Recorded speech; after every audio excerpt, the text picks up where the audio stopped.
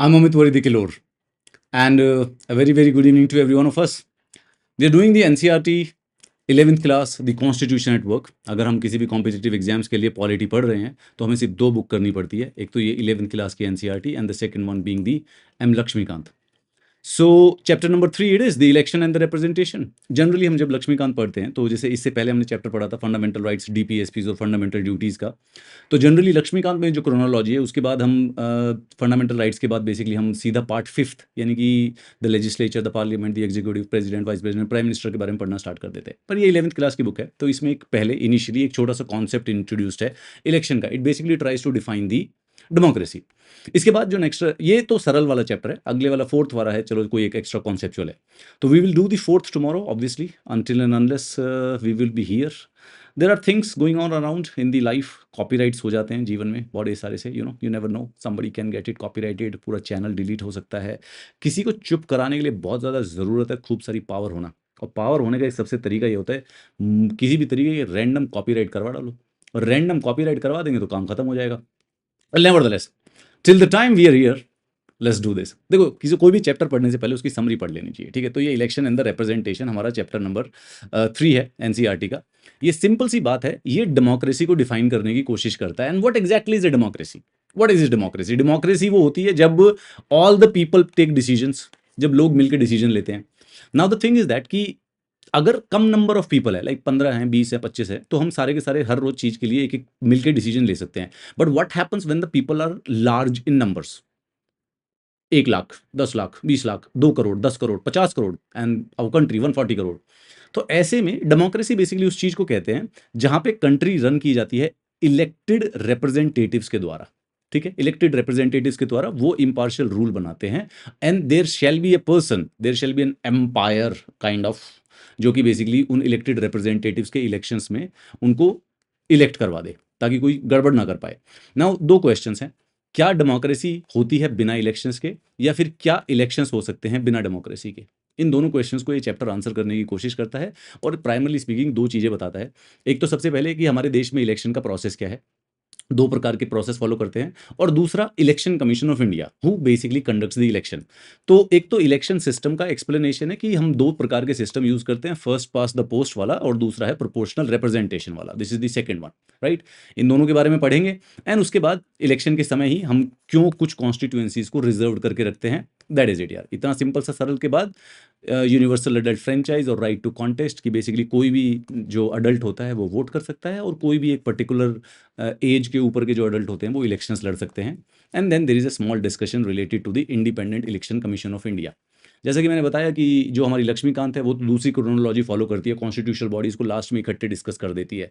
पर ये 11th class की NCERT है, तो let's do it. It's a like slightly very simpler chapter. मतलब एटलीस्ट पेपर जो चैप्टर नंबर 2 था वो फंडामेंटल राइट्स और DPSP को डिस्कस करता है, which is, let's be honest, is a slightly more complex idea than this one.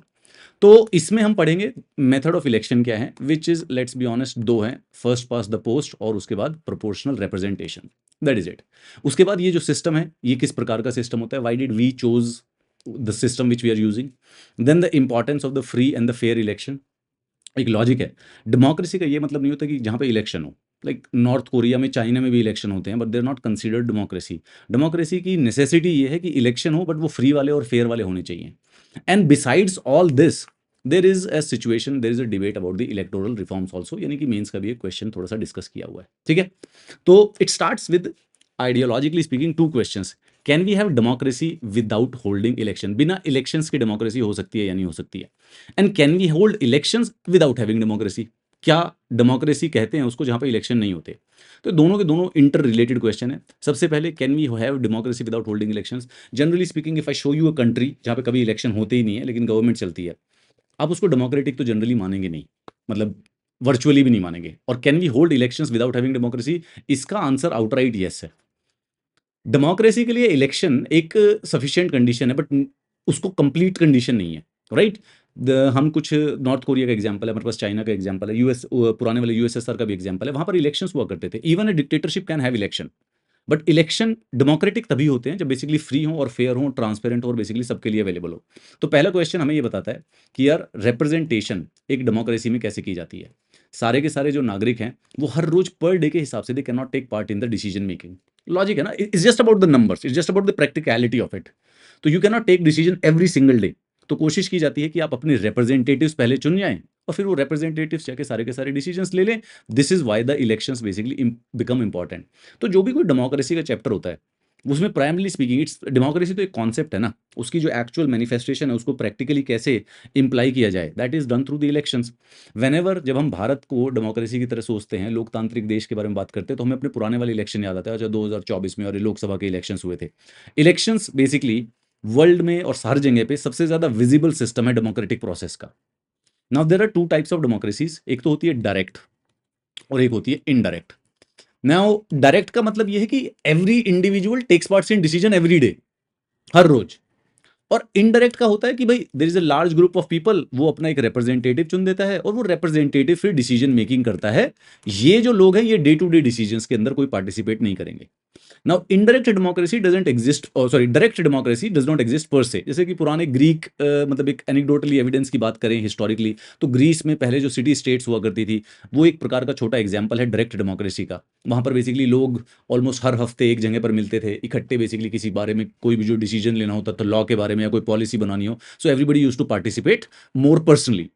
आज अगर हम प्राइमरली आज के कॉन्टेक्स्ट में बात करें तो जो गांव में ग्राम सभाएं या पंचायतें होती हैं वो भी एक सॉर्ट ऑफ डायरेक्ट डेमोक्रेसी का एक सिंबल है, एक प्रकार का मैनिफेस्टेशन है।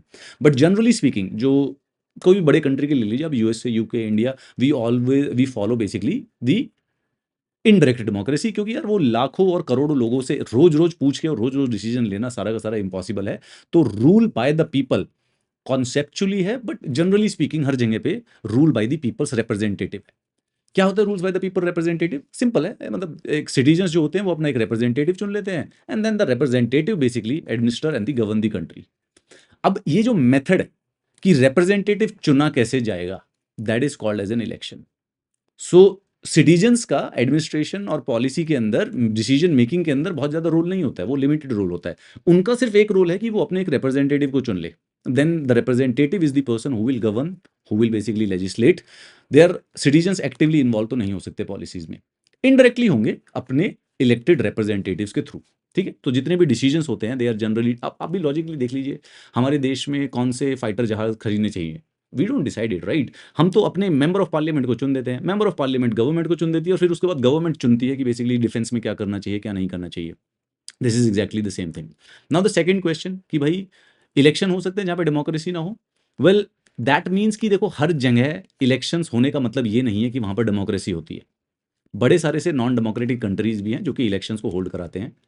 इनफैक्ट नॉन डेमोक्रेटिक रूलर्स बहुत ज़्यादा इलेक्शंस करवाने की कोशिश करते हैं ताकि अपनी इमेज को सुधार सके। वो इस प्रकार का इलेक्शन कराएंगे कि अपना रूल बेसिकली हिंडर ना हो और पावर भी अपने पास ही रहे और हम फील हों पूरे के पूरे वर्ल्ड में कि हम तो बहुत ही डेमोक्रेटिक कंट्री है, डेमोक्रेटिक नहीं है। Now can we think of some example of such non democratic elections? The out and out simple example North Korea का है, चाइना का है, यूएसएसआर का है। यूएसएसआर में भी इलेक्शंस होते थे बट इलेक्शंस में जिनकी single party, only communist party के लोग पार्टिसिपेट कर सकते थे। The same thing happens with the China. North Korea में क्या चल रहा है, वो किम जोंग उन बेचारा इलेक्शन करवा देता है, अकेला खड़ा हो जाता है, अकेले उसको वोट मिल जाती है 99%, वो अलग वाइब में है। मतलब there are like 198 countries, 200 country हैं पूरे के पूरे वर्ल्ड में, 199 एक जगह पे ये अकेला लड़का अलग जी रहा है। देखो एक बात बता दूं, पूरे के पूरे विश्व की इस समय एस्टिमेटेड पॉपुलेशन है 800 करोड़। 800 करोड़ लोगों में से एक आदमी अलग दुनिया में जीता है। ठीक है, सारे के सारे लोग अलग अभी इसी प्लेनेट अर्थ पे रह रहे हैं। एक नॉर्थ कोरिया का जो बेचारा प्रेसिडेंट है किम जोंग उन, उसका अलग चल रहा है, सेपरेट है वो बेचारा, दुनिया से अलग है, वो सबसे सबसे अलग ही रहता है वो। उसका कुछ और चल रहा है, उसका democracy, monarchy, dictatorial, election election constitution, वो कोई फर्क नहीं, एंजॉय है उसकी लाइफ, अलग चल रहा है मैटर। हमें हमें हमें हम में से कोई नहीं जानता उसके जीवन में क्या है, हम में से कोई उसके दिमाग के अंदर नहीं समझ अंडरस्टैंड कर सकता, वो भी नहीं जानता हमको, उसका भी वो अलग है, वो मैटर अलग है उसका, वो अपना मतलब तुम लोगों के पास एक घर होगा, you people have one home, जिस होम के अंदर तुम चिल मारते हो, अपने घर पे रहते हो, कमरे में रहते हो, कुछ भी कर सकते हो, ठीक है, everything is fine. Kim Jong के पास एक देश है ना, देखो देश मिल जाता है कुछ लोगों को, somehow or the other this person got lucky out of 800 crore people, 800 crore लोगों में से ये अलग लक लगा के पैदा हुआ है, इसको पूरा का पूरा देश मिला हुआ है और कुछ भी कर रहा है वहाँ पे, एंजॉय कर रहा है लाइफ को, और क्या कर रहा है हमें ही नहीं पता, उसको भी नहीं पता। ये मत सोचना कि उसको किसी प्रकार का कोई आइडिया जीवन में चल रहा है, क्या चल रहा है, एंजॉय चल रहा है, वाइब है। देखो कुछ चीज़ें ना सिर्फ वाइब पे एक्सप्लेन होती है, देयर इज नो एक्सप्लेनेशन। कुछ सुपर नेचुरल फिनोमिनाज होते हैं जिनकी कोई लॉजिकल एक्सप्लेनेशन नहीं होती है, things happen for known reason also. Kim Jong Un भी बेसिकली है, नो रीजन का मैटर है वहाँ पे, हमें नहीं पता क्या चल रहा है उधर, तो छोड़ो उसके बारे में। ठीक है। Now the thing is that कि डेमोक्रेटिक इलेक्शंस में, इलेक्शंस जो होते हैं कंट्री के अंदर, उनको डेमोक्रेटिक वे में करवाने का तरीका क्या है?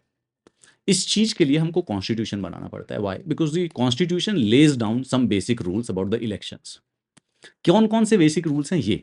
Who is eligible to vote? हमारे देश में इलेक्शंस का रूल बना रखा है, जो भी 18 साल से ज़्यादा का हो। Who is eligible to vote? यहाँ पर भी एज ही क्राइटेरिया है। 21 साल से ऊपर हो तो पंचायत और म्यूनसिपैलिटी के इलेक्शन लड़ सकते हो, 25 साल से ऊपर के हो लोकसभा के, 30 साल से ऊपर तो राज्यसभा के, 35 साल से ऊपर के तो वाइस प्रेसिडेंट और प्रेसिडेंट के। मतलब the age is the only criteria, no other. सिर्फ अडल्ट होना चाहिए और इस पर्टिकुलर एज के ब्रैकेट में हो तो you can fight the elections. Who is to supervise elections? इसके लिए एक लेजिस्लेचर होता है, एक एग्जीक्यूटिव होता है। इनके लोगों को हमें इलेक्ट करना है। ये लोग इलेक्ट होंगे, ये लोग उसके बाद गवर्नमेंट बनाएंगे। तो इन लोगों को तो हम इलेक्शन करवाने नहीं दे जा सकते, because they will be bias towards themselves, unfavour, अपने आप को फेवर कर सकते हैं। तो इसके लिए हमने एक सेपरेट बॉडी बनाई कॉन्स्टिट्यूशन में, which is called as the election commission of India. How do voters choose their representative? किस तरीके से वोट करवाएंगे? इसके लिए हमने दो सिस्टम अपनाए हैं, एक first past the post system और दूसरे वाला प्रोपोर्शनल रिप्रेजेंटेशन का system. And how are the votes to be counted and the representative elected? ये इसी की बेसिकली एक एक्सटेंशन है। लेट्स एक्चुअली सी की क्या होता है। जितने भी डेमोक्रेटिक कॉन्स्टिट्यूशन है लाइक द इंडियन ऑल्सो, ये क्वेश्चंस का बेसिकली आंसर होता ही होता है।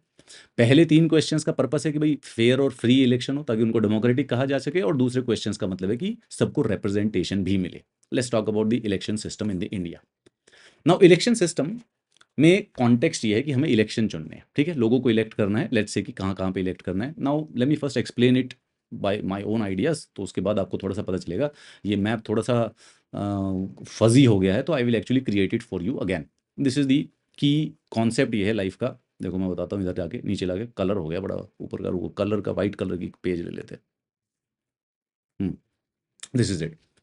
सो हमारे देश के अंदर ये लोकसभा नाम के 543 लोगों को इलेक्ट करना होता है। They are the representative of the people, these are the highest law making body. और इसके साथ साथ एक राज्यसभा नाम की भी होती है, जो कि 245 लोगों का ग्रुप है। ये हमारे रिप्रेजेंटेटिव हैं और इनको कंबाइन करके इनको कहा जाता है parliament plus president also. Technically speaking parliament का मतलब होता है Lok Sabha plus Rajya Sabha plus president, and we choose them by elections. Okay, वो इलेक्शंस का प्रोसेस हमने कॉन्स्टिट्यूशन में डिफाइन कर रखा है। फिर हमें स्टेट के लेवल पर भी ऐसा ही कर रखा है। स्टेट के लेवल पे हमने विधानसभा यानी कि स्टेट लेजिस्लेटिव असेंबली बना रखी है, that is the state legislative assembly. इनको चुनना होता है। Now there are some states, total 6 हैं हमारे देश में, जहां पे विधानसभा के साथ साथ there is a second group also which is called as Vidhan Parishad also. And then एक नीचे वाले लेवल पर पंचायतें भी होती हैं एंड म्यूनसिपैलिटीज भी होती हैं। ठीक है, ये वाले 3 सिस्टम है। तो इन तीनों की जगह पर इलेक्शंस करवाना है। नाउ जनरली स्पीकिंग हमारा देश एक सिस्टम फॉलो करता है जिसको कहते हैं first past the post system. The idea is very simple. देखो यहाँ पे मैं बताता हूँ, पहले ये एग्जाम्पल के तौर पे बता रहे हैं कि एग्जाम्पल लेते हैं, उससे थोड़ा सा और ज़्यादा समझ में आएगा। 1984 के इलेक्शंस थे। 1984 के इलेक्शंस में टोटल 543 लोकसभा की सीटों पे इलेक्शन होना था। तो उसमें से कांग्रेस पार्टी 415 सीटें जीत गई, which means they one 80% of the seats. ऐसी विक्ट्री आज़ाद भारत के इतिहास में एक बार भी नहीं हुई। ये this is the unique position, ये सबसे हाईएस्ट पोजीशन, पीक था। अब कैच क्या है? अगर कांग्रेस पार्टी ने 4/5 सीटें जीती थी, 80%, तो क्या देश के 80% लोगों ने उनको वोट किया था? 80% of the people voted for them, right? Actually no यार। जब हमारे पास डेटा चेक करते हैं ना, उनके पास सीटें तो 415 थी, बट उनके पास टोटल वोट 48% ही आई थी। सो मतलब लेट्स से एक just for the calculation, 50% vote आने पे 80% सीटें क्यों मिली? क्या ये थोड़ा सा कुछ अनफेयर लग रहा है या नहीं लग रहा है? भाई 48% वोट्स आई हैं, उसके बावजूद भी पार्टी को 80% सीट्स मिल गई। अब देखिए यहाँ पे वोट 7.4% थी बीजेपी की, लेकिन सीटें मिली हैं 2। ये यहाँ पे जनता की 6.7% वोट है, लेकिन वोटें मिली हैं सिर्फ 10, सॉरी सीटें मिली हैं 10। अब इंटरेस्टिंगली देखो, बीजेपी की वोट परसेंटेज ज़्यादा है लेकिन सीटें देखो कितनी कम है। Now this is it, why happen, क्यों है ये वैसे? This happens in our country क्योंकि हम एक इलेक्शंस का सिस्टम फॉलो करते हैं। What we do is that कि हम पूरे के पूरे कंट्री को 543 कॉन्स्टिट्यूएंसीज में डिवाइड कर लेते हैं। Constituencies mean geographical areas. तो जैसे पूरा कंट्री है, एक ये बना दिया ज्योग्राफिकल कॉन्स्टिट्यूएंसी, एक ये दूसरी बना दी, ये तीसरी बना दी, ये चौथी बना दी। यहाँ से एक आदमी को मेंबर ऑफ पार्लियामेंट चुन लिया जाएगा लोकसभा का, फिर यहाँ से दूसरे को चुन लिया जाएगा, यहाँ से तीसरे को, ऐसे करके। और रूल ये है, हर एक रिप्रेजेंटेटिव, हर एक कॉन्स्टिट्यूएंसी से एक एक आदमी को चुना जाता है। अगर आप अभी अपने पेरेंट्स से पूछेंगे कि पापा हमारे यहाँ का मेंबर ऑफ पार्लियामेंट सांसद कौन है, तो he will be able to tell you कि यार ये पूरा का पूरा एरिया है और इस एरिया से एक सांसद को चुना जाता है, ये हमारी कॉन्स्टिट्यूएंसी है। आप ये भी पूछ सकते हैं कि पापा हमारे कॉन्स्टिट्यूएंसी में कौन कौन से शहर आते हैं, कौन कौन सा एरिया आता है। So each constituencies elect one representative. और रूल क्या है, जैसे इस कॉन्स्टिट्यूएंसी के अंदर सपोज कीजिए यहाँ पे 10 लाख लोग रहते हैं, ठीक है, और यहाँ पे वोट की टोटल 5 कैंडिडेट थे, A B C D E, सब ने वोट कर दिया, हाइपोथेटिकली बात करते हैं, ठीक है। ये ए था, ये 25% वोट जीत गया। ये बी था, ये 10% वोट जीत गया। ये सी था, ये 15% वोट जीत गया। ये डी था, ये 35% वोट जीत गया। और ये ई था, इसके पास 15% वोट होगी। ओके, अब इसमें से जीता कौन माना जाएगा? सिंपल रूल है, जिसके पास भी सबसे ज्यादा वोट आ गए 35%, ये हो गया विनर। दो if you see about it, at least 65% लोगों ने इसको रिजेक्ट किया है, राइट। रेस्ट ऑफ द, इसने तो भाई ए को चुना था, इन्होंने बी को चुना था, इसको तो सिर्फ 35 लोगों ने चुना है, 35% ने। Where are the rest of the 65%? But this is the system we follow, कि जब इलेक्शंस होंगे, इलेक्शंस के दौरान जब वोट होंगे, whoever will have the maximum number of votes, the candidate जिसके पास हाईएस्ट नंबर ऑफ वोट्स होंगे उसको इलेक्टेड डिक्लेयर कर देंगे। तो इन सब के सब 10 लाख लोगों का वो रिप्रेजेंटेटिव जिसके पास मैक्सिमम वोट आए थे।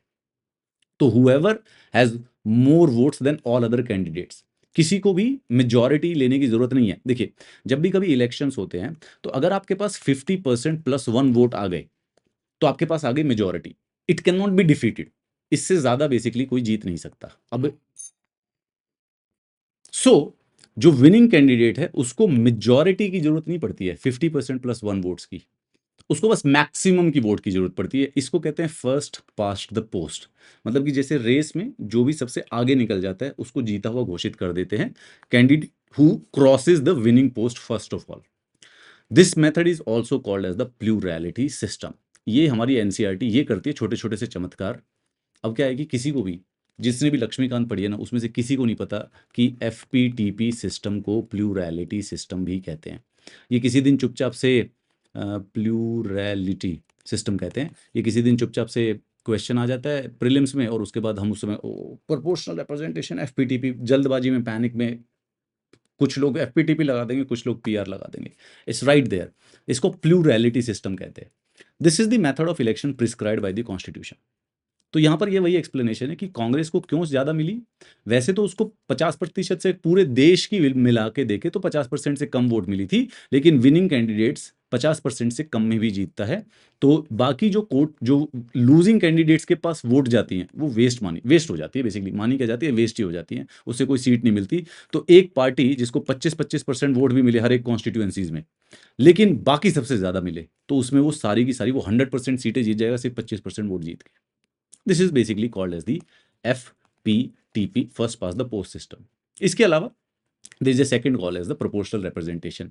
इसी एग्जांपल से एक बार समझने की कोशिश करते हैं कि first past the proportional representation क्या होता है। जैसे कि ये सपोज कीजिए कि पूरी की पूरी 100% वोट है, ठीक है, और यहाँ पे कांग्रेस को मिल गई, भाई ये कितनी हो गई, 25% वोट हो गई कांग्रेस की, ठीक है। उसके बाद एक SP को मिल गई, जैसे कि SP को मिल गई 30%, ठीक है, ये कांग्रेस को मिल गई। और ये 25 और 30 कितने हो गए, 45। देन व्हाट एल्स कितने बच गए, 55, ये 55%, मतलब गलत पाई चार्ट बन गया, ये मिल गई बीजेपी को। अब इसमें प्रोपोर्शनल रिप्रेजेंटेशन सिस्टम में क्या होता है कि जिस प्रपोर्शन में वोट्स मिली है उसी प्रपोर्शन में सीट्स दे दो। तो अगर 100 सीटों का पार्लियामेंट है तो भाई 55 सीटें बीजेपी को दे दो, कांग्रेस को दे दो 25 सीटें, और SP को दे दो 30 सीटें। ना कि अगर वैसे जिस जो सिस्टम हम फॉलो करते हैं, तो हो सकता है कि बीजेपी 55% वोट लाके भी 80% सीटें जीत जाए, या कांग्रेस 25% सीट लाके भी 50% सीटें जीत जाए, 25% वोट लेके भी 50% सीटें जीत जाए। That is possible, but in a proportional representation जो जैसी वोट आई है उतनी उनको दे देते हैं। सो जैसे इजराइल का एग्जाम्पल ले रखा है, यहां पे क्या होता है कि हर पार्टी को उतनी सीट मिलती है पार्लियामेंट के अंदर जितनी उनके पास वोट आई हो। देखो यहाँ पे इन्होंने एक एग्जाम्पल के तौर पे इधर दिया हुआ है, जैसे ये इलेक्शंस हुए थे 2015 में, तो जो इजराइल का जो पार्लियामेंट है उसका नाम है नेसेट, ठीक है, उसको नेसेट बोलते हैं। जैसे हमारे पार्लियामेंट को संसद कहते हैं, उनके पार्लियामेंट का नेसेट है। तो ये लिक्विड पार्टी थी, इनको 23.4% वोट मिली थी। तो इनके पार्लियामेंट में टोटल 120 सीटें होती हैं, तो उसके हिसाब से 120 का 23%, 23 सीटें, 23 सीट इनको मिल गई। उसी प्रकार से जायोनिस्ट कैंप है, 18% वोट जीते थे, 120 का 18% करके इनको 24 सीटें दे देगी। This is basically called as the proportional representation. तो हर एक पार्टी कोटा मिलता है 19 सीटों का, और उसके हिसाब से वो प्रेफरेंस लिस्ट पहले से ही बना के रखते हैं कि भाई हमारे पास जैसे 50 कैंडिडेट है, अगर हमारे को 20% सीटें मिली तो ये ऊपर वाले जो 20 है ये जीत जाएंगे, 30 मिली तो ऊपर वाले 30, 50 मिल गई तो 50 और होंगे तो हम उस प्रकार से नॉमिनेट कर देंगे। इस सिस्टम को कहते हैं प्रोपोर्शनल रिप्रेजेंटेशन। इसमें हर पॉलिटिकल पार्टी को उतनी सीटें मिलती हैं जितनी उनकी प्रोपोर्शन होती है वोट्स की। इसके भी दो वेरिएंट्स होते हैं, जैसे कि इजराइल और नेदरलैंड्स में तो वो पूरे के पूरे देश में वोट करवाते हैं और उसके बाद प्रोपोर्शन निकाल लेते हैं। पूरे देश में इकट्ठे वोट होगी, तो पॉपुलेशन कम है ना, जैसे इजराइल की पॉपुलेशन बस 2 करोड़ है, तो वो 2 करोड़ तो हमारे एक डिस्ट्रिक्ट विस्ट्रिक्ट में ही होती है ना, हमारे तो स्टेट में 2 करोड़ हो सकती है। तो पूरे के पूरे कंट्री एक कॉन्स्टिट्यूएंसी की तरह एक्ट करता है। सो वोट करेंगे, प्रोपोर्शन निकालोगे किस प्रोपोर्शन में है, तो whole country is treated as one constituencies, और उसके बाद सीट पार्टीज को सीट दे दी जाती है जितनी उनको वोट मिले। दूसरा मेथड ये है जो कि अर्जेंटीना और पोर्चुगल फॉलो करते हैं कि कंट्री को मल्टीपल पार्ट्स में डिवाइड कर लो।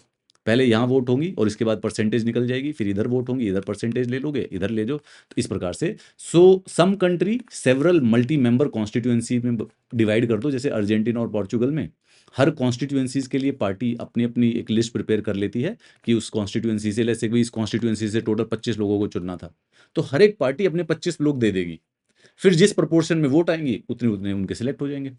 सो in both these variations voters party को चुनते हैं, कैंडिडेट को नहीं चुनते। It's about the party, right. The seats in the constituencies are distributed. भाई यहाँ पे सपोज करो 25 सीटें होनी थी, लेकिन जायोनिस्ट कैंप जो होता उसने तो जीती सिर्फ 10%, तो 25 का 10 यानी कि 2.5 या 3 सीटें या 2 सीटें इनको मिल जाएंगी कैलकुलेट करके। सो यहाँ पर जो कॉन्स्टिट्यूएंसीज होती हैं वो रिप्रेजेंटेटिव किसी भी पार्टी से बिलोंग करते हैं, लेकिन इंडिया में हमने इस प्रोपोर्शनल रिप्रेजेंटेशन सिस्टम का भी एक अलग वर्जन फॉलो कर रखा है, तीसरा वर्जन फॉलो किया है on A limited scale for indirect elections. ठीक है, अब कैसे देखो यहाँ पे मैं बताता हूँ, आप इधर देखिए, यहाँ पे एक बार दोबारा से देखिए। सबसे पहले इसको मार्क कर लेते हैं एक डिफरेंट कलर के साथ। नाउ लोकसभा, विधानसभा और जो पंचायत और म्युनिसिपैलिटीज होते हैं, ये तीनों तो फॉलो करती हैं FPTP, first past the post system. जब मैं और आप जो नॉर्मल ऑर्डिनरी सिटीजन्स होते हैं, हम जब वोट करते हैं तो हम इन 3 चीज़ों में वोट कर सकते हैं जीवन में। एक तो मेंबर ऑफ पार्लियामेंट के लिए यानी कि सांसद चुनने के लिए, दूसरा MLA के लिए यानी विधायक चुनने के लिए, और तीसरा काउंसलर के लिए यानी कि पार्षद चुनने के लिए। दीज आर दी 3 थिंग्स जिसके ऊपर वोट की जाती है first past the post system. इसके अलावा राज्यसभा और जो विधान परिषद है लिटिल बिट, एंड 2 और इलेक्शन है, the president and the vice president. Rajya Sabha का, विधान परिषद का, प्रेसिडेंट वाइस प्रेसिडेंट का, इनका इलेक्शन होता है प्रोपोर्शनल रिप्रेजेंटेशन से। So if we talk about PR, proportional representation, तो प्रोपोर्शनल रिप्रेजेंटेशन 3 प्रकार का हो गया। एक तो इजराइल वाला सिस्टम जिसमें पूरा कंट्री 1 है, उसके बाद एक अर्जेंटीना और पोर्चुगल वाला सिस्टम जिसमें पूरा कंट्री मल्टीपल पार्ट्स में डिवाइडेड है, और उसके बाद एक इंडिया वाला सिस्टम हो गया है प्रोपोर्शनल रिप्रेजेंटेशन का थर्ड वर्जन। हम क्या करते हैं जनरली स्पीकिंग, जैसे एक छोटा एग्जांपल दे देता हूँ अभी के लिए। जैसे जो ये विधानसभा के लोग हैं, ये लोग चुनते हैं राज्यसभा के लोगों को, राइट। तो जैसे हम उत्तर प्रदेश के एग्जांपल लेते हैं, उत्तर प्रदेश हो गया, उत्तर प्रदेश की विधानसभा में 403 MLAs विधायक होते हैं, तो उसके बाद इनको चुनना होता है राज्यसभा के मेंबर्स को। And just for the example let's say कि 10 लोगों को चुनना है राज्यसभा में सेलेक्ट करने के लिए। तो यहाँ पे क्या होता है कि इन 403 में जिस प्रपोर्शन में सीटें होंगी, तो लेट्स से कि 403 में से भाई 200 बीजेपी की सीटें हैं, 100 कांग्रेस की सीटें हैं, ये तो खत्म हो गया, 200 300, हाँ सुनिए ठीक है, और 103 SP की सीटें हैं, तो इसी प्रपोर्शन में ये राज्यसभा की सीटें इनको मिल जाएंगी, राइट। तो 200 है तो अप्रॉक्सीमेटली भाई कितना हो गया, 400, तो 5 सीटें कम से कम बीजेपी की आ जाएंगी। 100 है तो भाई एटलीस्ट 2 या 3 सीटें कांग्रेस के पास चली जाएंगी, 2 या 3 SP के पास। तो एक तीसरा सा हल्का सा वर्जन है। Constitution prescribes third variation of the proportional representation, president के लिए, वाइस प्रेसिडेंट के लिए, राज्यसभा के लिए और विधान परिषद के लिए। छोटा सा एक एग्जाम्पल डिफरेंस दे रखा है। First past the post system में कंट्री को छोटे छोटे जियोग्राफिकल यूनिट में डिवाइड कर दिया जाता है जिसको कहते हैं कॉन्स्टिट्यूएंसीज। तो जैसे स्टेट राज्य जो होते हैं वो डिस्ट्रिक्ट में बने होते हैं ना, डिस्ट्रिक्ट में डिवाइडेड होते हैं। तो district is an administrative unit and constituencies is an election unit. सिर्फ इलेक्शन के लिए ज्योग्राफिकल एरिया डिसाइड कर लेना। हर कॉन्स्टिट्यूएंसी से एक रिप्रेजेंटेटिव चुना जाता है, वोटर्स अपने पर्टिकुलर पसंद के कैंडिडेट के लिए या फिर अपनी पार्टी के लिए भी वोट कर सकते हैं, और पार्टी को ज़्यादा वोट मिल सकते हैं, ज़्यादा सीटें मिल सकती हैं देन द वोट्स, ये संभावना है। ठीक है। And candidate who wins election, जरूरी नहीं है उसके पास 50% प्लस वन वोट्स हो। यही सिस्टम यूनाइटेड किंगडम में यूज होता है और यही हमारे भारत में भी होता है। फिर ये हमारा प्रोपोर्शनल रिप्रेजेंटेशन का, जनरली स्पीकिंग पूरे के पूरे देश को एक कॉन्स्टिट्यूएंसी मान लेते हैं, या फिर थोड़ा लार्जर एरिया होता है कॉन्स्टिट्यूएंसीज का, और मोर देन वन रिप्रेजेंटेटिव आ सकता है एक कॉन्स्टिट्यूएंसी से। और यहाँ पे इंडिविजुअल के बंदे के बेसिस के ऊपर वोटिंग नहीं होती है, पार्टी के लिए वोट की जाती है। जिस पार्टी को जितनी वोट्स मिली उसके प्रोपोर्शन में लेजिस्लेचर में उतनी सीटें मिल जाएंगी। Simple idea. Candidate who wins the election gets majority of the votes. Israel हो गया, नेदरलैंड्स हो गया, ये दो पर्टिकुलर एग्जाम्पल है। अर्जेंटीना वाला भी ले लो, पोर्चुगल वाला भी ले लो। यूपीएससी क्या करता है, ऊट पटांग ऐसे क्वेश्चन यहाँ से एनसीईआरटी से पिक करके पकड़ के पूछ लेता है कि अर्जेंटीना में पीआर क्या कहते हैं यूज करते हैं, इजराइल में करते हैं। And during the prelims we get like stumped कि यार ये कैसा क्वेश्चन पूछ दिया, ये तो बहुत डिफिकल्ट है, ऐसे कौन याद करेगा। पर ये these questions are thrown out of NCERTs only. ठीक है। यहाँ पे राज्यसभा का प्रोपोर्शनल रिप्रेजेंटेशन वाला पूरा का पूरा सिस्टम वर्क दिया हुआ है। इट्स स्लाइटली कॉम्प्लेक्स, तो हम इसको अभी यहाँ पे डिस्कस नहीं करेंगे वरना हमारा दिमाग थोड़ा सा डिस्ट्रैक्ट हो जाएगा। इट बेसिकली मीन्स कि जो विधानसभा के एमएलए होते हैं, विधानसभा के एमएलए वो राज्यसभा के मेंबर्स को चुनते हैं। That is the system. ये हमने सिस्टम बना रखा है, और जनरली वो प्रोपोर्शन में ही चुने जाते हैं। तो जितने विधानसभा के एमएलए होंगे उसकी पॉलिटिकल पार्टी निकाल लो। लेट्स से कि भाई 50 एक पार्टी के हैं, 20 एक पार्टी के हैं, 30 एक पार्टी के हैं। इसी प्रोपोर्शन में राज्यसभा की सीटें, उस राज्य से जितनी राज्यसभा की सीटें होती हैं उतनी इलेक्ट हो जाती हैं। ठीक है। ज़्यादातर प्राइमरली देखा जाए तो ये बड़े वाला सिस्टम हमने ज़्यादातर इलेक्शंस में, लोकसभा में, विधानसभा में, पंचायत म्यूनसिपैलिटीज़ में ये एफपीटीपी क्यों है? कुछ नहीं, रीज़न है simple, simplicity is the reason, the simple reason is the simplicity. Simple सी बात थी कि ये राज्यसभा का इलेक्शन हम अभी कर भी नहीं रहे हैं। यूपीएससी के स्टूडेंट्स जो हैं उनको भी राज्यसभा का इलेक्शन कैसे होता है वो नहीं पता। बहुत सारों को, आप लोग, मैं और आप तो सीख जाएंगे, चिंता की बात नहीं है, लेकिन बहुत सारों को नहीं पता। क्यों? तो जो पूरे देश को कैसे पता चलेगा? कॉम्प्लेक्स सिस्टम था, ये कॉम्प्लिकेटेड सिस्टम छोटे कंट्रीज में चल जाता है। हमारा कंट्रीज कॉन्टिनेंट है, ये सब तो हमें शर्म के लिए लगाना पड़ता है ज्योग्राफी की वजह से, वरना वैसे पूरे के पूरे कॉन्टिनेंट ही हम। इसीलिए सिंपल बात है, सिंप्लिसिटी, एक सिंपल सिस्टम। इतना सिंपल है, कोई भी अंडरस्टैंड कर सकता है, किसी को कोई स्पेशलाइज नॉलेज नहीं चाहिए। एजुकेटेड आदमी को भी पता चलेगा, अपने जाना है अपने बंदे को वोट करना, भाई साहब सिंपल सी बात है। क्लियर चॉइस है वोटर्स के सामने, you just have to go and choose a person. इसको मैं पूरा रिप्रेजेंटेटिव बनाना चाहता हूँ। पॉलिटिक्स के ऊपर डिपेंड करता है, वोटर चाहे तो पार्टी को बेसिकली क्या नाम है इंपॉर्टेंस दे दे, चाहे कैंडिडेट को, but both of these are options available. FPTP system gives choice not simply between parties but the candidates also. Proportional representation system में कैंडिडेट की कोई खास वैल्यू नहीं होती है, वो पॉलिटिकल पार्टी के ऊपर होगा। सो इन कॉन्स्टिट्यूएंसी बेस्ड सिस्टम जो कि एफपीटीपी होता है, वोटर को हमेशा अपने रिप्रेजेंटेटिव के बारे में पता होता है। आपको नहीं पता होगा क्योंकि हम यंग बच्चे इन चीज़ों में कहाँ, हमें हमें देखना है भाई क्या नाम है, कियारा आडवाणी क्या चल रही है, वॉर 2 कब रिलीज होगी, और मतलब रामायण कब आ रही है, आलिया भट्ट का क्या चल रहा है। हमारी अलग इंटरेस्ट है लाइफ में, नो डाउट्स अबाउट इट। लेकिन पापा से पूछो या चाचा ताऊ जी से पूछो, उनको पता होगा कि उनको तीनों चीज़ें पता होगी। पापा एमपी कहाँ है, एमपी को पापा हमारा विधायक कौन है, और पापा हमारा काउंसलर पार्षद कौन है। वैसे तो उनको पता होना चाहिए। अगर उनको नहीं पता है तो इसका मतलब पापा क्रिकेट पे ज़्यादा ध्यान दे रहे हैं और न्यूज़ चैनल कम देखते होंगे। देख लेना, चेक करके देख लो। अगर आपके पापा क्रिकेट के ऊपर, मतलब क्रिकेट क्रिकेट नहीं होता, क्रिकेट होता है, क्रिकेट के ऊपर ज़्यादा ध्यान होगा तो फिर हो सकता है ना पता हो, बट वैसे जनरली पापा लोगों को यही बातें पता होती है। जो क्या होता है कि पापा लोगों के जीवन में बहुत ज़्यादा कुछ करने को है नहीं, एन्जॉयमेंट के ज़्यादा अपॉर्चुनिटीज़ है नहीं हमारे देश में। करते क्या है वो, बैठ के यही चेकआउट करते हैं कौन एमपी बन गया, कौन एमएलए बन गया, कौन काउंसलर बन गया। अच्छी बात है, बुरी नहीं है। तुम जब बनोगे पापा तो तुम भी यही करने वाले हो, ऐसा कुछ नेगेटिविटी नहीं है इसके अंदर। यही रहता है, 45 साल की एज क्रॉस करने के बाद जीवन में एन्जॉयमेंट नहीं रहती है। कौन एमपी, कौन एमएलए, कौन पार्षद, इन्हीं बातों में इंटरेस्ट आता है। ठीक है।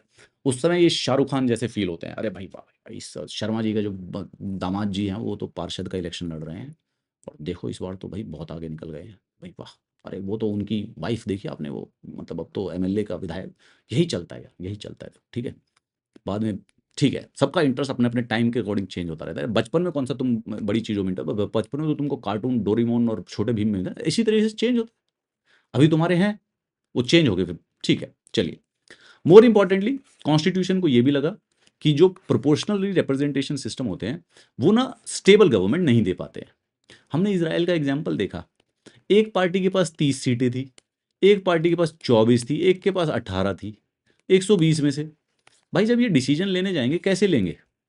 अब जनरली स्पीकिंग स्टेबिलिटी का क्या मतलब होता है कि जो ये 543 लोकसभा की वोट हैं, लोकसभा की सीट्स हैं, सॉरी, लोकसभा की सीट, इनमें से अगर किसी एक पॉलिटिकल पार्टी या फिर एक कोएलिशन की 272 से ज़्यादा सीटें आ जाएं, तो हम मानते हैं कि भाई ये हो गया स्टेबल गवर्नमेंट। इसका मतलब अब ये गवर्नमेंट लंबी चलेगी। लेकिन अगर ये कम रहा, किसी पार्टी के पास 100 हैं, किसी के पास 150 हैं, किसी के पास 50 हैं, उसके बाद जाके गवर्नमेंट बनाएंगे, तो वो गवर्नमेंट थोड़ी सी अनस्टेबल होती है। तो प्रोपोर्शनल रिप्रेजेंटेशन में तो बनती ही नहीं। इसीलिए हमने चुना एफपीटीपी। वी हैव सीन कि जो ये पार्लियामेंट्री सिस्टम होता है जो हम अपने देश में बनाया है, इसमें एग्जीक्यूटिव को मेजॉरिटी चाहिए होती है लेजिस्लेचर में, और प्रोपोर्शनल रिप्रेजेंटेशन सिस्टम में क्लियर मेजॉरिटी नहीं आती है, क्योंकि शेयर ऑफ वोट्स के बेसिस पे लेजिस्लेचर डिसाइड होता है। एफपीटीपी के साथ ये सिस्टम है कि जो बड़ी पार्टी होती है, कोएलिशन होती है, उसको वोट से ज़्यादा सीटें मिल जाती हैं। तो इसीलिए पार्लियामेंट्री गवर्नमेंट जो है वो एक स्टेबल गवर्नमेंट बना पाती है हमारे देश के अंदर। इसके अलावा एफपीटीपी क्यों लिया यार? It encourages voters from different social groups to come together to win an election in a locality. भाई भारत की डाइवर्सिटी तुमने देखी है? हमारी डाइवर्सिटी देशों की नहीं, कॉन्टिनेंटों की डाइवर्सिटी है, ये तो तुम जानते ही होगे। एक proportional representation system will encourage each community to form its nation wide party. सब के सब अपनी अपनी पार्टी बना लेंगे। कोई 2% वोट जीत गया, इसको 2% सीटें मिल जाएंगी। कोई 6% जीत गया, इसको 6 मिल जाएंगी। कोई 8% जीत गया, एंड सो ऑनवर्ड्स। ऐसे कर करके सब पार्टी अलग अलग बनाने की कोशिश करेंगे। एसटी शेड्यूल ट्राइब अपनी अलग बना लेंगे, शेड्यूल कास्ट अपनी अलग बना लेंगे, कास्ट के अंदर अपनी अलग अलग पार्टियां बन जाएंगी, रिलीजन की अलग अलग पार्टियां बन जाएंगी। अपना सिंपल कॉन्टेक्स्ट बन जाएगा, अपने अपने वोट डाल लो, उतने परसेंटेज हमारे पास आ जाएगा काम। In this context constitution makers को भी लगा कि ये गड़बड़ हो जाएगी। कॉन्स्टिट्यूशन का जो पिछले 70 साल का वर्क है, उससे लगा भी एक्चुअली वो सही सोच रहे थे।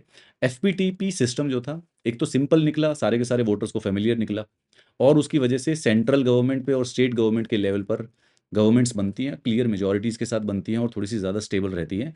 इससे पॉलिटिकल पार्टीज भी थोड़ी सी डिस्करेज्ड हैं कि अपना जो वोटर बेस है उसको नैरो ना रखे, उसको वाइड करते रहें। जितना ज़्यादा वाइड होगा उतना ज़्यादा उतना जीतने का चांस होगा। तो सिर्फ और सिर्फ वेस्टेड और लाइक नैरो इंटरेस्ट को केटर नहीं किया जाता नॉर्मली।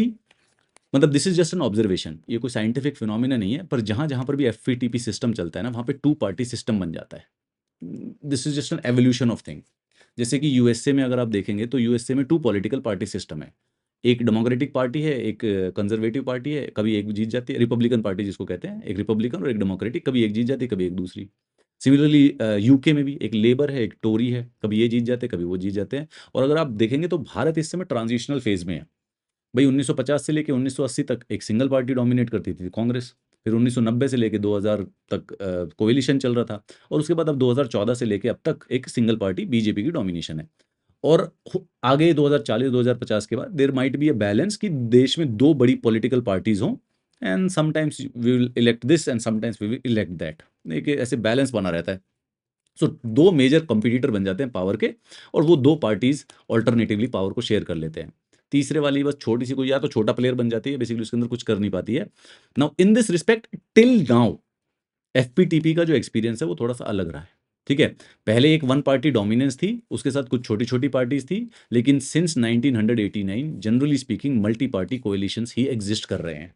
अभी भी हमारे देश की पार्टी, जब भी इस समय जो गवर्नमेंट है जो 2024 के बाद बनी है, दो this is a majority government which means कि एक सिंगल पॉलिटिकल पार्टी की मेजॉरिटी है। हावेवर उसके बावजूद भी ये कोएलिशन के द्वारा बनी हुई है, राइट? एक्चुअली मैं उल्टा बोल दिया। 2019 में मेजॉरिटी पार्टी थी, 2019 में एक सिंगल पार्टी बीजेपी के पास मेजॉरिटी थी, ठीक है, 2019 में। लेकिन उसके बावजूद भी उन्होंने कोएलिशन में बनाया। अभी 2024 में कोएलिशन बनी है क्योंकि बीजेपी के पास 240 सीटें हैं, and then there are other, उनके जो दूसरी पॉलिटिकल पार्टीज हैं उनके साथ ज्वाइन करके उन्होंने गवर्नमेंट बना लिया as a coalition which is called as NDA, National Democratic Alliance. तो at the same time gradually many states 2 party competition is emerging. हाँ, distinguish feature Indian party system का ये है कि कोएलिशन की वजह से थोड़ी सी नई नई छोटी छोटी पार्टी और रीजनल पार्टीज भी बेसिकली बनी रहती है। अच्छा, इसके साथ साथ एक और काम, हमारे इलेक्शंस का क्या फंडा है, हमने कॉन्स्टिट्यूएंसीज को रिजर्व किया हुआ है। This is the simple reason, क्यों? क्योंकि जो एफपीटीपी सिस्टम है इसमें हमें पूरे के पूरे 100% सीटें नहीं जीतनी है, बट मैक्सिमम जीतनी है। तो अगर हाइपोथेटिकली किसी एक एरिया में 35% लोगों का एक पर्टिकुलर कम्युनिटी का ग्रुप हो और बाकी सारे ग्रुप उससे छोटे हों, तो हर बार वो 35% वाला ग्रुप ही इलेक्शन जीतता रहेगा। तो अपने एक ही अपने अपने कैंडिडेट को वोट करते रहो, 35% से ऊपर कोई जाने वाला नहीं, तो वो जीत जाएंगे। तो ऐसा हमारे कॉन्टेक्स्ट में डिसएडवांटेज प्रोड्यूस कर सकता है, और वो सिग्निफिकेंट है हमारे इंडियन सोशल कॉन्टेक्स्ट में, क्योंकि यहाँ पे थोड़ा सा एक बार हिस्ट्री भी रही है थोड़ी सी कास्ट बेस्ड डिस्क्रिमिनेशन की। तो एफपीटीबी सिस्टम को अगर हम बिना किसी नोवेल्टी के अगर हम उसको इम्प्लीमेंट कर दें, तो जो भी डोमिनेंट सोशल ग्रुप्स और कास्ट होंगे वो हर जगह जीत जाएंगे, और जो क्या नाम है लोअर सोशल ग्रुप्स हैं, ओप्रेस सोशल ग्रुप्स हैं, वो हमेशा अनरिप्रेजेंटेड रहेंगे। सो दिस इशू ये कोई नया नहीं है, कॉन्स्टिट्यूशन का नहीं है, पहले भी था। अंग्रेजों ने भी इसकी तरफ ध्यान दिया था और उन्होंने सेपरेट इलेक्टोरेट भी इंट्रोड्यूस किए थे। अब पहले तो सबसे पहले डिफरेंशिएट करके चलते हैं कि यार सेपरेट इलेक्टोरेट और रिजर्वेशन में फर्क क्या होता है।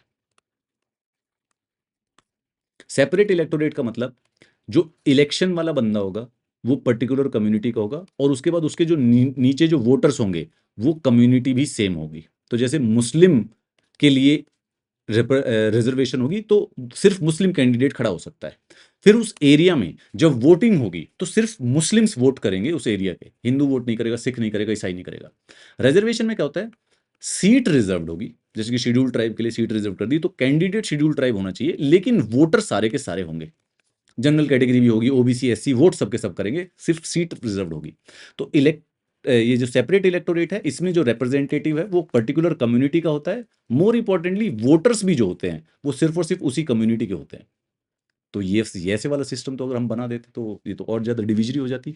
तो हमने थोड़ा सा रिजर्व कॉन्स्टिट्यूएंसीज का सिस्टम फॉलो किया।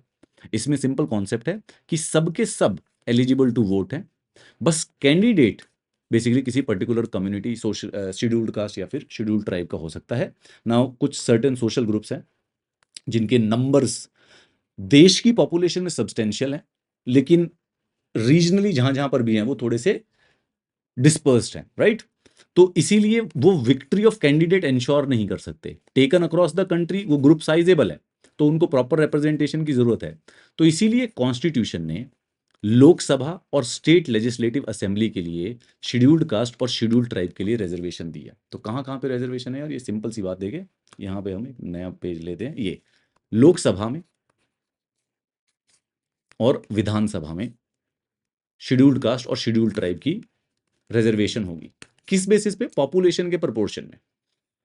तो सेंसस में काउंट करवाया कि भाई शेड्यूल्ड कास्ट की 16% पॉपुलेशन होती है, तो 543 का 16% 84 सीटें रिजर्व कर दो।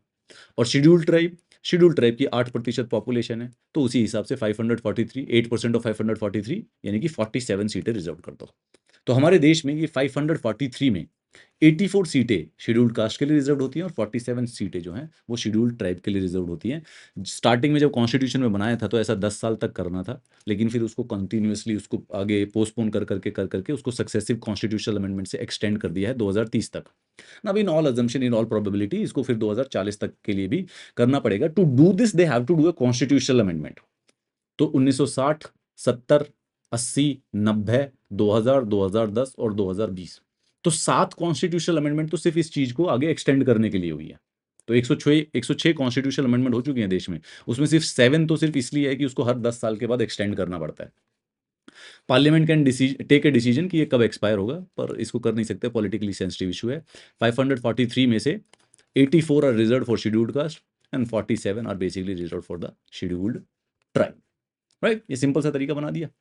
अब सवाल यहाँ पे दो बातें ध्यान रखना, अच्छा प्रीलिम्स के लिए बहुत कॉन्सेप्चुअल क्वेश्चन है कि कौन सी कॉन्स्टिट्यूएंसी रिजर्व होगी, पहले ये बताओ। तो सबसे पहले who does this, there is a different commission, मतलब कि हम एक कमीशन बनाते हैं जिसका नाम है डीलिमिटेशन कमीशन। ये प्रेसिडेंट के द्वारा अपॉइंट किया जाता है और इलेक्शन कमीशन ऑफ इंडिया के साथ काम करता है। दे डिसाइड कि 543 कॉन्स्टिट्यूएंसीज में से कौन कौन सी रिजर्व होंगी, ये वाली एससी के लिए, ये वाली एसटी के लिए, ये वाली एससी के लिए, ये वाली एसटी के लिए। ये इनका डिसीजन होता है, ठीक है। It is appointed for the purpose of drying of the boundaries of the constituencies. तो पहले वो कॉन्स्टिट्यूएंसी का जोग्राफिकल बाउंड्री वो डिसाइड करते हैं, और साथ ही साथ वो रिजर्वेशन एससी के लिए है या एसटी के लिए है वो डिसाइड करते हैं। अब इसका एक क्राइटेरिया फॉलो करते हैं। जिस कॉन्स्टिट्यूएंसी में, जिस जोग्राफिकल एरिया में शेड्यूल्ड ट्राइब की पॉपुलेशन की महत्ता हो, मेजॉरिटी हो तो वो शेड्यूल ट्राइब के लिए रिजर्व कर देंगे। ठीक है, तो सिंपल सा तरीका है, दोज कॉन्स्टिट्यूएंसीज जिसमें हायर प्रोपोर्शन होती है शेड्यूल ट्राइब पॉपुलेशन की, they are reserve for the schedule tribe. And in the case of the scheduled caste दो चीजें देखते हैं, एक तो शेड्यूल्ड कास्ट की पॉपुलेशन की महत्ता होनी चाहिए, यानी कि मेजॉरिटी हो, ज्यादा हो, हायर प्रोपोर्शन है भाई, सब उस एरिया में ज्यादा शेड्यूल्ड कास्ट रहते हैं तो उस सीट को शेड्यूल्ड कास्ट के लिए रिजर्व कर देते हैं। और दूसरा एक थोड़ा सा और भी एंगल देखते हैं कि वो कोशिश करते हैं कि वो ऐसे constituencies they are spread over the different regions of the state. जैसे भाई उत्तर प्रदेश में सपोज करो 20% सीटें डालनी है हमको, ठीक है, 20% वो निकालनी है शेड्यूल्ड कास्ट की सीटें।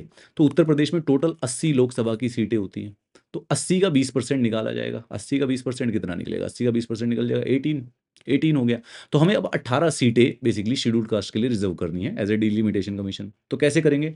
हम वो वाली कॉन्स्टिट्यूएंसीज को उठाएंगे जिन कॉन्स्टिट्यूएंसीज में शेड्यूल्ड कास्ट की पॉपुलेशन ज़्यादा हो, उसको रिजर्व करेंगे। और इस बात का भी ध्यान रखेंगे कि पूरे के पूरे उत्तर प्रदेश में फैली हुई हो, कि एक दो यहाँ पे हो नॉर्थ वाले एरिया में, एक दो साउथ वाले में, एक दो वेस्ट वाले एरिया में भी।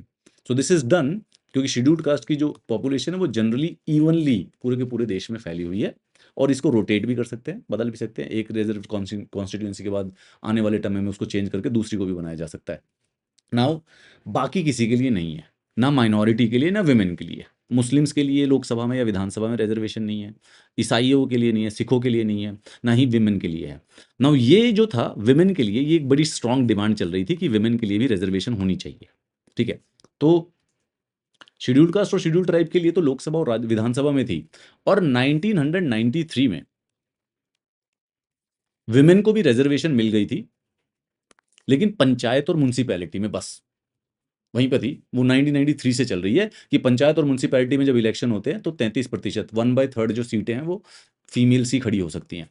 तो ये डिमांड थी कि लोकसभा और विधानसभा में भी इस प्रकार से होना चाहिए। तो रिसेंटली गवर्नमेंट ने पिछले साल 2 साल पहले 2023 में नारी शक्ति वंदन अधिनियम यानी कि वुमेन्स रिजर्वेशन एक्ट पास किया था, जिसमें लोकसभा में भी और विधानसभा में भी बेसिकली 33% जो सीटें हैं वो वुमेन के लिए रिजर्व कर दी गई हैं। ये कब से अप्लाई होगा?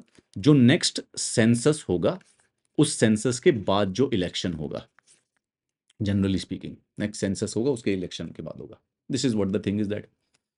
इसके अलावा अब क्या चाहता है बात पे कि फ्री और फेयर इलेक्शन क्या होता है। देखो, इलेक्शन होने का कोई खास मतलब नहीं है लाइफ में।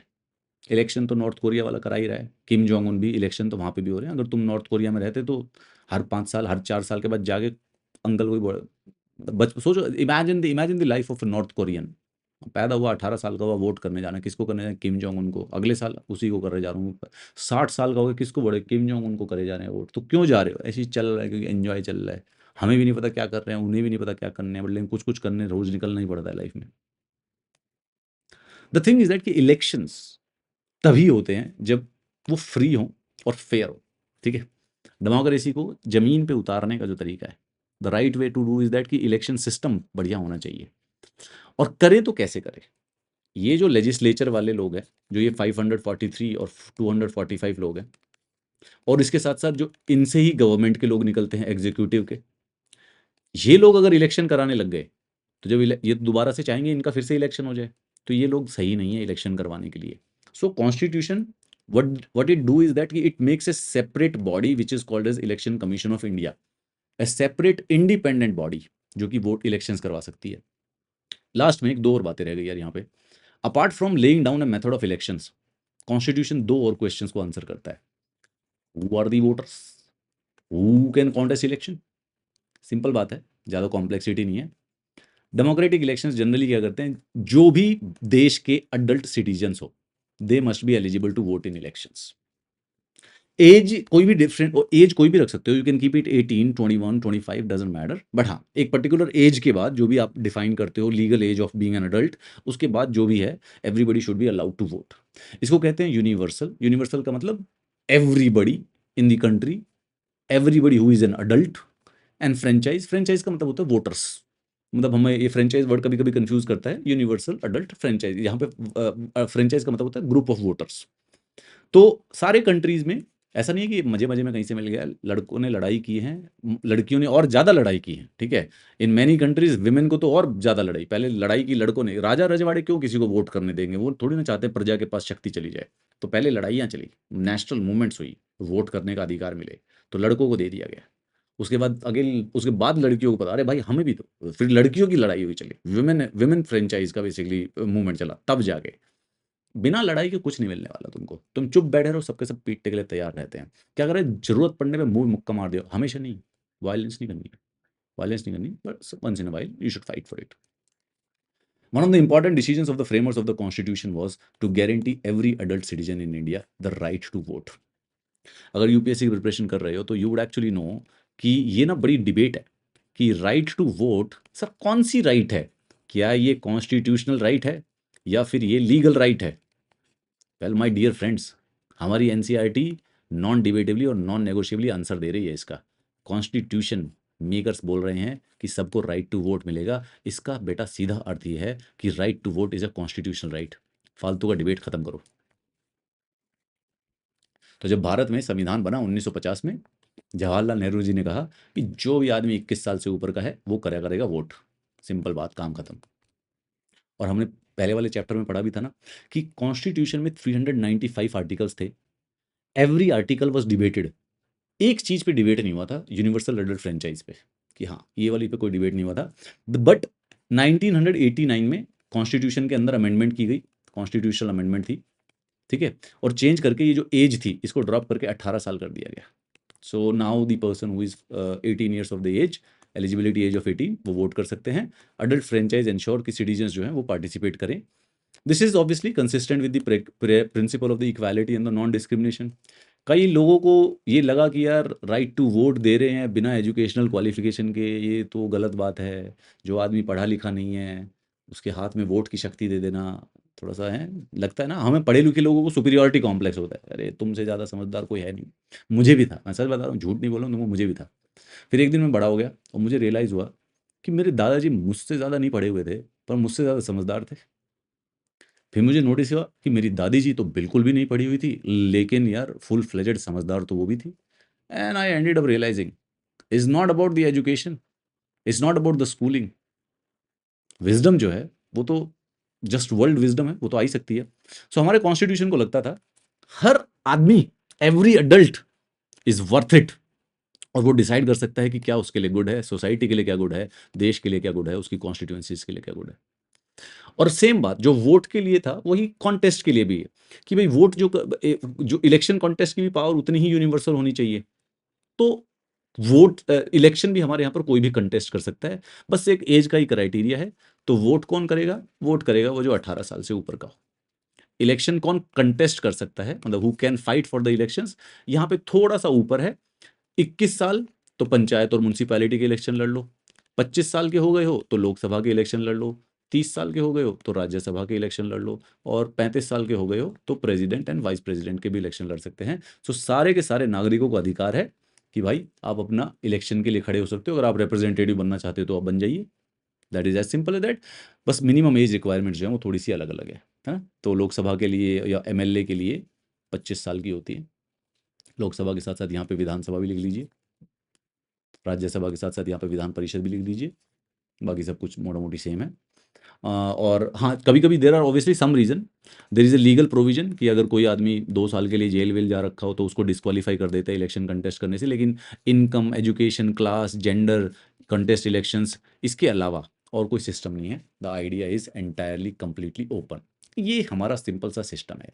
This is what the democracy is. मतलब बड़ा प्यारा सा चैप्टर है। क्वेश्चन इससे कोई खास, यूपीएससी तो खैर यूपीएससी बनाने में तो कहीं पर भी बना देगा, नथिंग एल्स। द नेक्स्ट वाला क्वेश्चन इज, नेक्स्ट वाला chapter is executive. Let's see it. तो अगर कल तक ये हमारा चैनल जो है ये कॉपीराइट नहीं हुआ तो we will be here and we will continue making all the educational, और सारी एनसीईआरटी बना देंगे। थोड़े दिनों में मैं एक काम करता हूँ, कल परसों में हिस्ट्री और स्टार्ट कर देता हूँ। हिस्ट्री भी एनसीईआरटी से ही मेरे को ज़्यादा पसंद है। एनसीईआरटी से जो हिस्ट्री पढ़ता है उसके ही पेपर निकलते हैं, और उसके साथ साथ बच्चों की सुपर हाई डिमांड के ऊपर एक स्पेक्ट्रम की ओर बना देंगे। And then that is it, then will continue, right.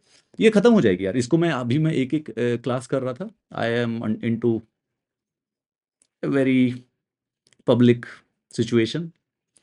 आजकल बोलिए काफ़ी कुछ हो रहा है। किसी भी समय ये वीडियो बीच में चलते-चलते बंद हो जाए, कॉपीराइट हो गया यूट्यूब का, क्या पता चलता है यार, कुछ मालूम भी तो नहीं है जीवन का क्या है, क्या नहीं है।